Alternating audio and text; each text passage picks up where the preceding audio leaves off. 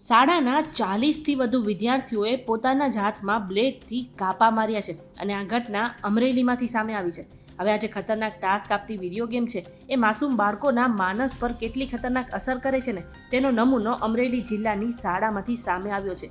બગસરાના મોટા મુંજિયાસર પ્રાથમિક શાળામાં એક એવી ઘટના બની છે જે જાણીને વાલીઓની ચિંતા વધી ગઈ છે.